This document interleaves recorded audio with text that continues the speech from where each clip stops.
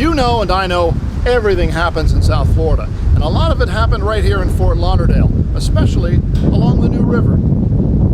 Legend has it the river appeared after a storm or earthquake collapsed the roof of an underground waterway. The Seminoles called it Himmershey, or New Water. The river flowed east from two sources in the Everglades into the ocean, but the mouth of the river kept shifting as it flowed over the sandy barrier island, so boaters saw what looked like a new river entry point every time they approached from the ocean.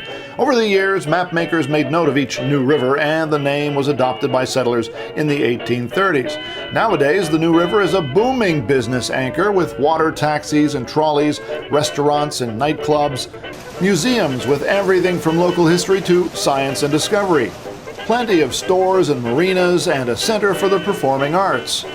All of these are mainstays in a century-old city, but there is a dark side. Well, the river has been active since the beginning of Fort Lauderdale. It really is where Fort Lauderdale started. Frank Stranahan's trading with the Seminoles right down the river here was what got everything started. Of course, during Prohibition, it was a great way to transport, both moonshine from the Everglades into town and things that had been smuggled in from the Bahamas and other places by boat, by the ocean, up the river into town. Fort Lauderdale's nickname is Fort Liquordale. That's one of the things people have called that. I heard that when I first came here, and I kind of thought it had to do with spring break and the shenanigans that went on with college kids here. But it turns out that it was Prohibition, because so much liquor was coming from the Bahamas into Fort Lauderdale and then being distributed from here around the state and country that people started calling it Fort Liquordale. Then there was James Horace Alderman, known as the King of the Rum Runners, or the Gulf Stream Pirate. He stole illegal booze from the rum runners to sell himself, but the law eventually caught up with him. Trying to escape capture, Alderman shot and killed 2 officers and wounded a 3rd, who later died.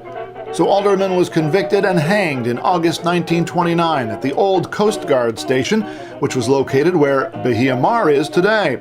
But riverfront crime did not end there. There was a group of con men that were known as the wiretappers, and it's kind of like the movie The Sting. They were luring tourists in and telling them that they were intercepting. They had wiretapped telegraphs so that they were getting racing results from horse races, and they would get them before they were posted, and they could bet on them, and it was a sure thing, and they would make lots of money.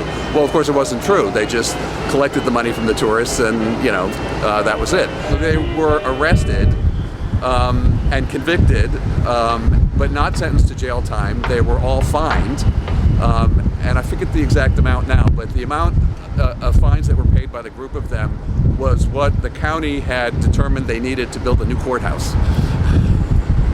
So the scammers helped build a courthouse to prosecute them. Or you could say the scammers were scammed by the city commission, one or the other.